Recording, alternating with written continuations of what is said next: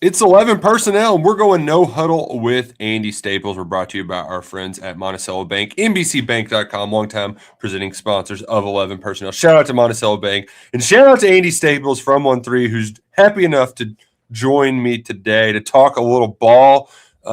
Andy, you got to hang out with Will Stein. I was like, well, now I need to ask Andy thoughts about Will Stein. So thanks for hanging out. I'm excited. No problem. I'm excited about Will Stein. That's what he was one that I had on my list early of, we're going to try to get all the new coaches on the show here in the off season and hopefully before spring practices really kick in and just get a sense of where they are in their builds of their program and how they're fitting in. And I mean, with a lot of Will Stein's barely spent any time in Lexington until this past weekend because, he was working at Oregon and doing double duty.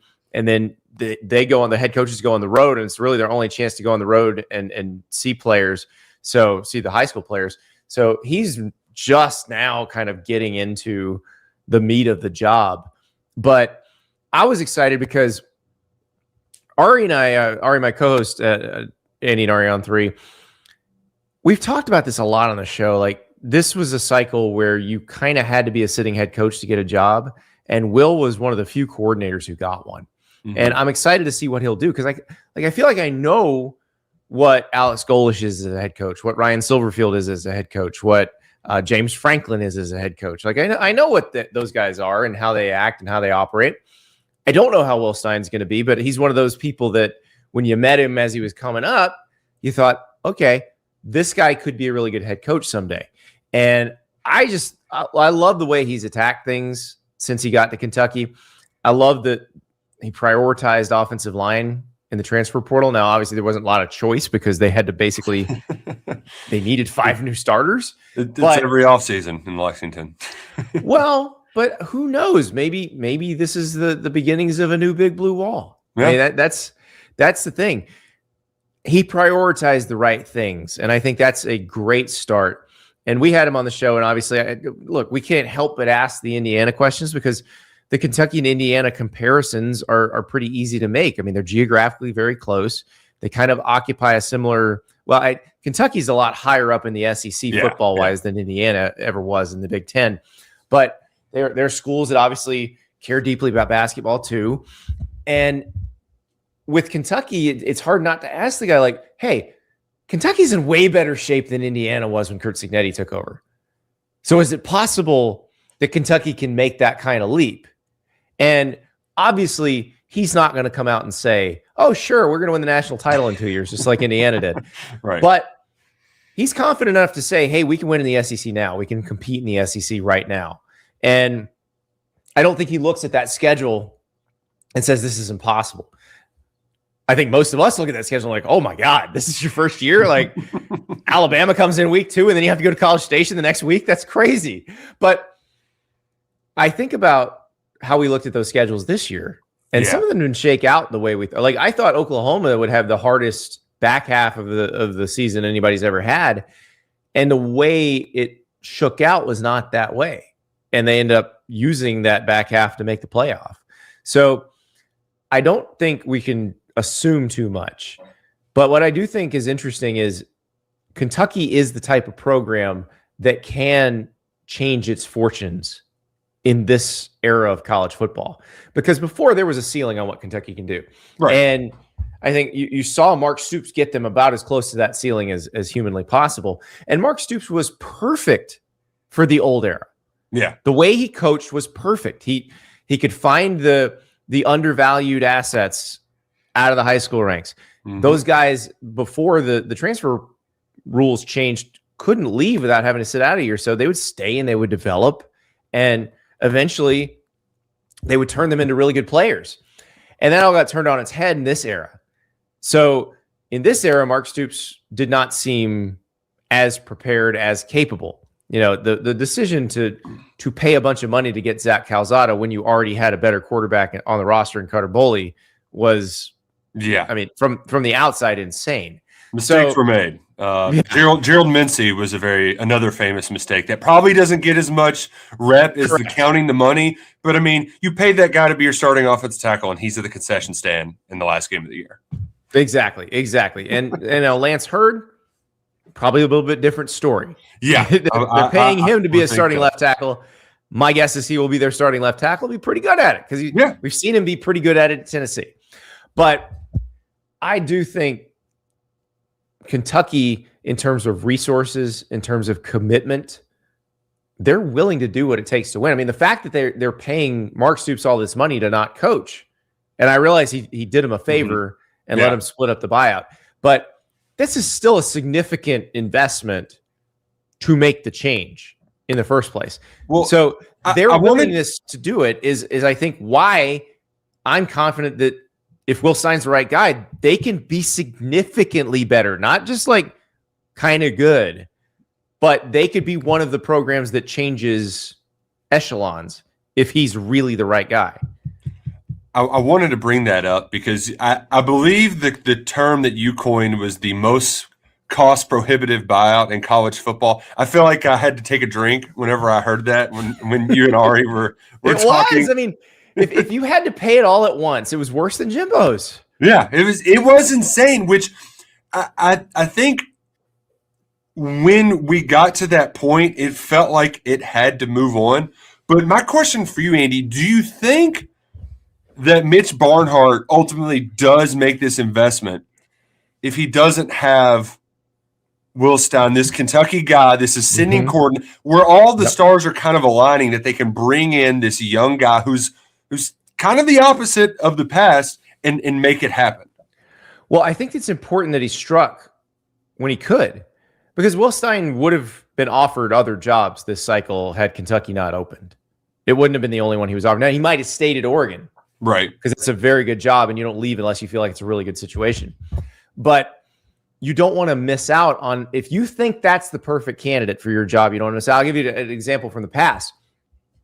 At the end of the 2015 season, it became very clear that South Carolina was about to offer Kirby Smart its job. Right. And Mark Richt was in the midst of I think a 10-win season at Georgia. Now, it wasn't the prettiest 10 wins. And I believe they needed overtime to beat Georgia Southern in their 11th game. And so it wasn't like things were going exactly as the Georgia people wanted, but they weren't bad by any stretch. But the fact that they might lose Kirby, that Kirby might go to South Carolina and then they'd have to play Kirby every year, was what prompted Georgia's donors to say, we have to make a change now.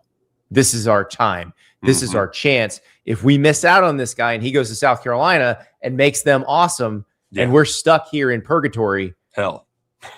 Yeah. Purgatory becomes hell very quickly at that point. Yeah. So I think that's probably the mental math that Mitch Barnhart and their bigger donors were making as they made that decision, is if we think this is the guy, and look, Will Stein has been well known in college football circles as one of those guys, as someone who a lot of people would want to be their head coach, I'd say for about 2 or 3 years. And this year was the first kind of realistic window of him jumping to maybe a Big Ten or SEC type job. And so, yeah, they had to do it, because if you don't and he winds up somewhere else, right, then you got a problem. Which I think there was certainly a lot of Kentucky fans that felt that way about John Summerall. He has been on that next great coach conversation for quite a while. It's weird. Like, Summerall went to Kentucky, played at Kentucky, but I feel like that was more Auburn.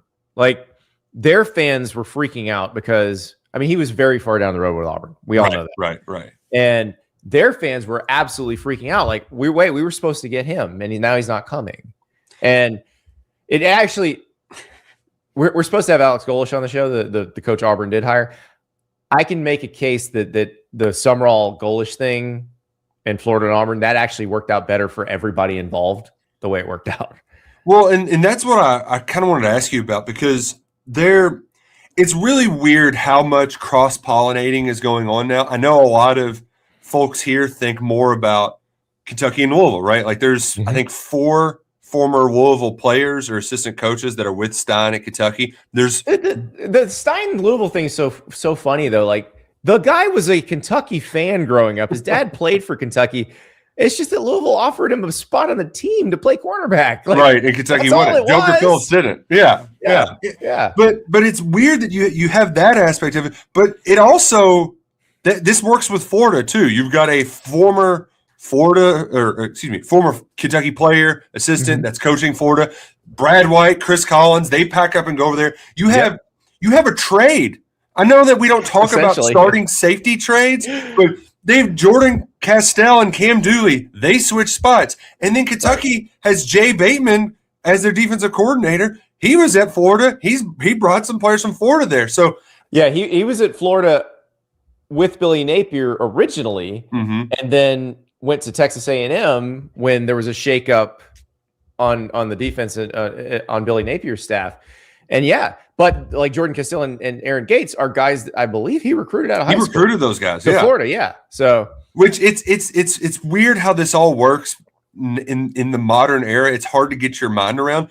But I mean, for somebody my age to say, wait, you mean Florida wants Kentucky's guys? Like what? But then you have to realize that Kentucky is it 5 of 8 now? What is Kentucky's record against Florida the last 5 years? Isn't it 3-2? 4-5, I believe. 4-1. 4-1. Yeah. They've won 4 out of the last 5, and then 5 out of the last. Like it's insanity the world we're living in. But I think my big picture question is like of these you mentioned Golish too, but in addition, Summerall, Stein. 3 years from now, how are we talking about these SEC hires? Because this was a huge cycle for the league in general. So this is the hardest part. We actually did a segment on this on the Yahoo show. I do the College Football Inquirer with Ross Dellinger and Stephen Godfrey. I'm overly optimistic about so many new coaches this year. And normally I'm pretty cynical. Normally like this guy's not going to work. They're going to fail in 2 years.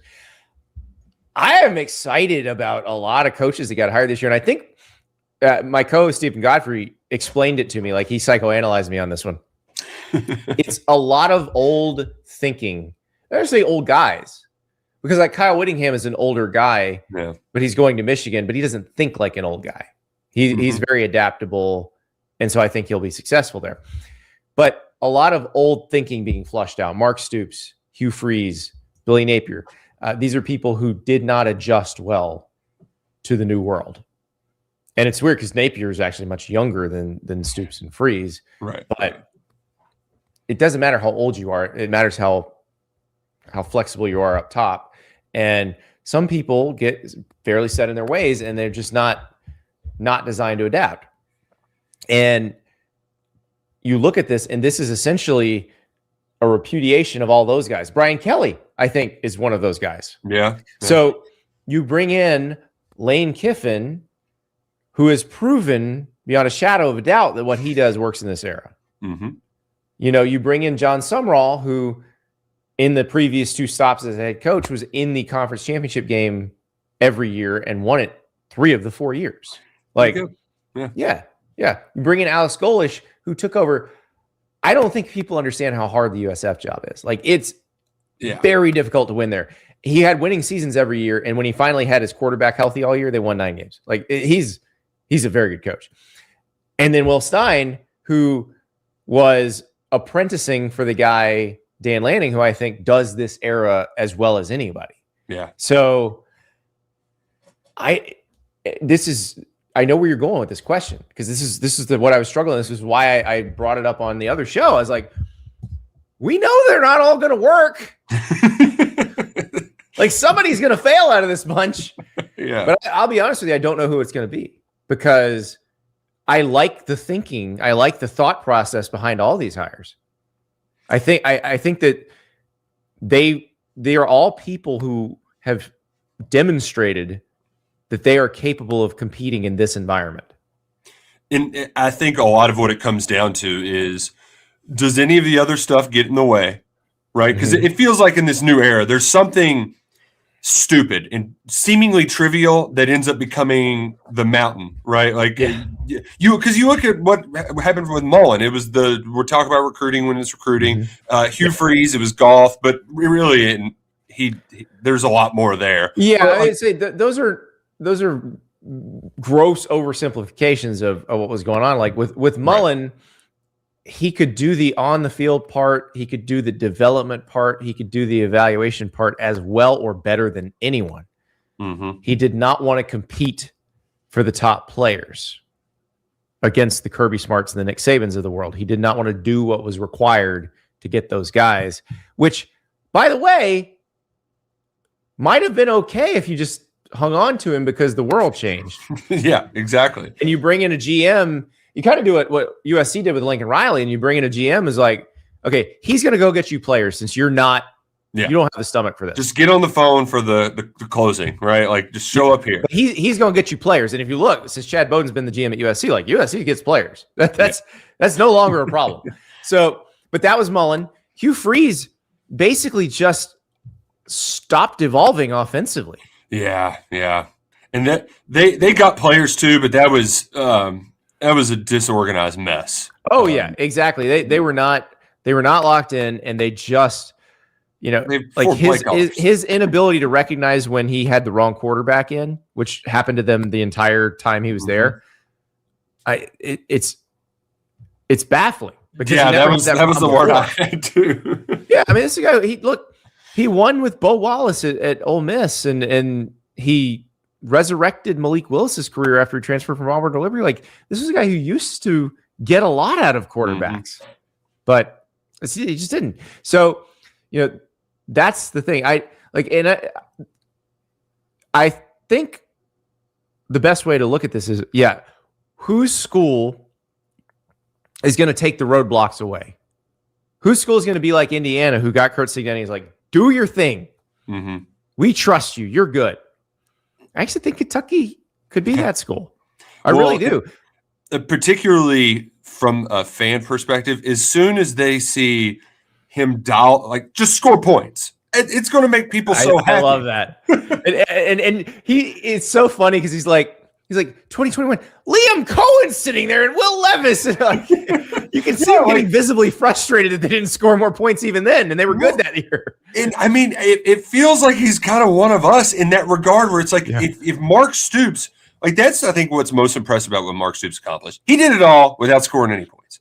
He did it all he did it the hard way. He did it without a quarterback. I mean, like if Will Stein, I don't know how good Kenny Minchie is going to be right off the bat. Now, the people at Notre Dame basically say we felt like he was just as good as CJ Carr. If he's just as good as CJ Carr, then he's going to be pretty darn good. I tend to believe that, by the way, Nick, because we're very cynical about this stuff. Every time there's a quarterback competition, is this close? Is this close? But I mean, they played it out late into the process. That doesn't happen often. I was told very late that they still were going back and forth. And then, Marcus Freeman finally did decide, or Mike Denbrock, the OC, finally did decide on CJ Carr. But it does sound like it came down to the wire in camp, which is a good sign, because Kenny Minchie, if they thought he could deliver basically what CJ Carr delivered for Notre Dame last year, Kenny Minchie's going to be a good quarterback. And if you pair that with what they did in the trenches, I think the thing there was a lot of anxiety about, because Mark Stoops spent like a year and a half crying poor. He was tired of fundraising. And so it made, already the circumstances give Kentucky football fans anxiety. So you couple that with if the head coach says we're poor and we're dealing the rev share, and there was a lot of anxiety. They had Sam Levitt in the first day, right? They had Sam Levitt in the first day, and apparently they offered him $5.5 million. They're being aggressive. But here's the thing, Nick. I don't think Will Stein would have even entertained the job if they hadn't said, we're going to give you the resources. He's at Oregon, okay?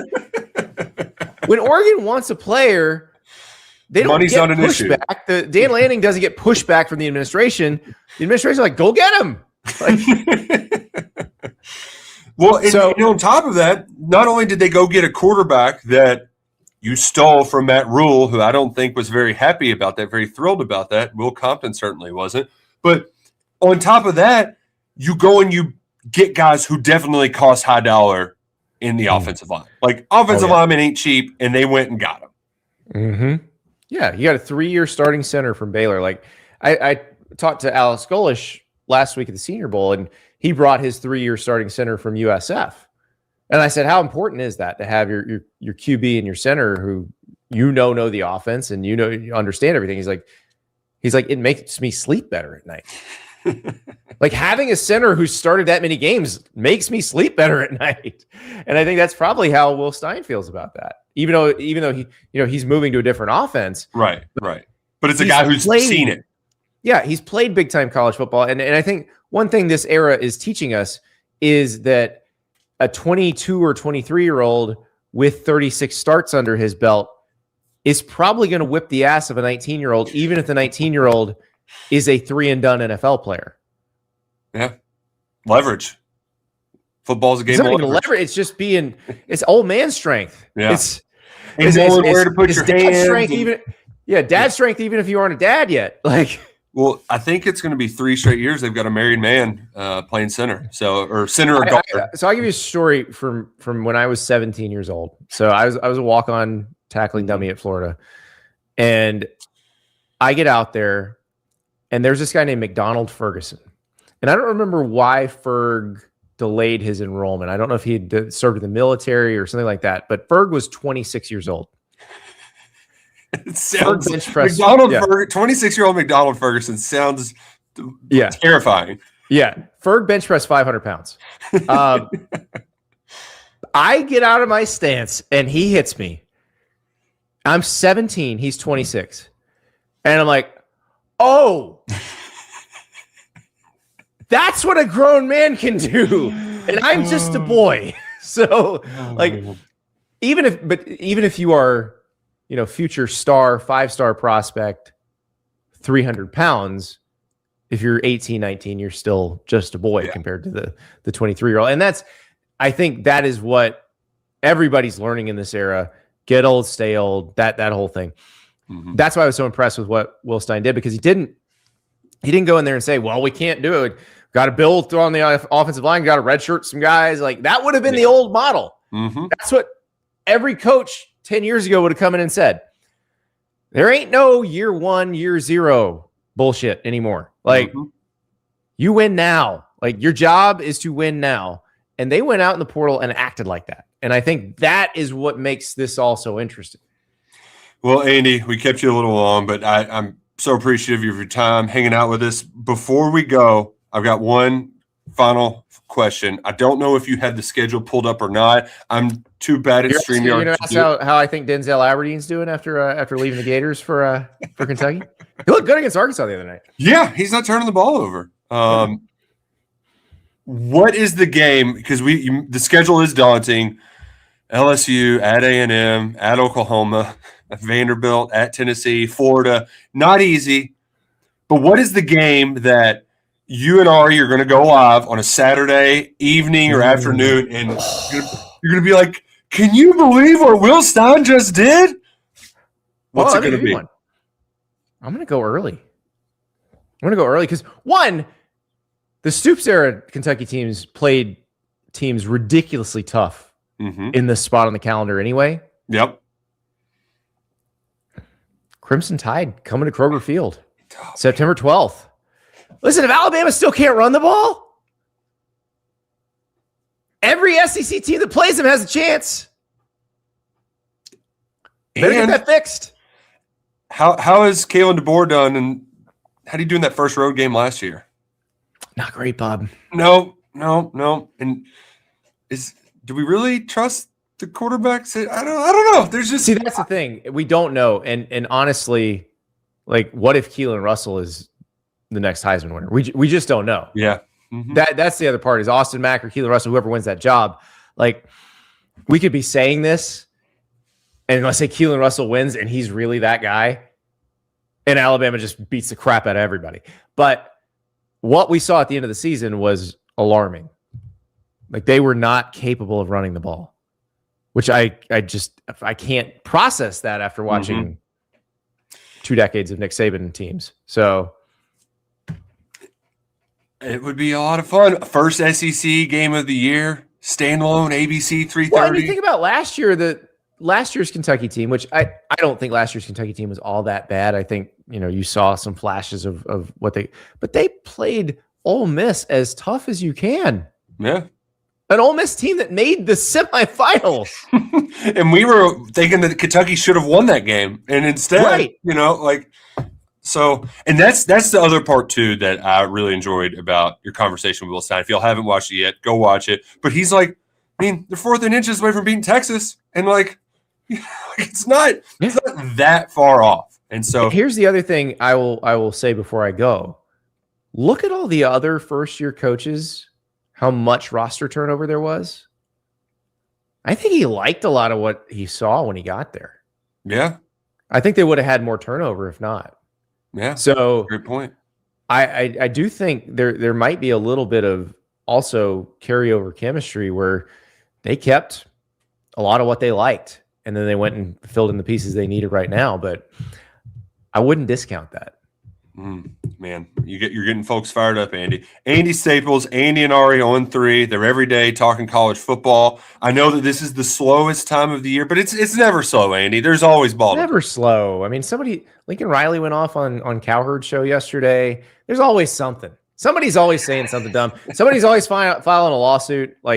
Oh yeah, shout out Joey Aguilar. We'll find out. We're gonna find out if Joey Aguilar is going to play against Kentucky this year. Well, I think a lot of fans are Vol fans actually hoping that he does or not. I don't know. That's a weird. I think they situation. I think they liked him. Yeah, well, it's better than the alternative. He's not a volleyball player who can't hit the deep ball. to quote one Nick Roush. Oh man, Andy Staples, thanks so much for hanging out with us today. Thanks, Nick.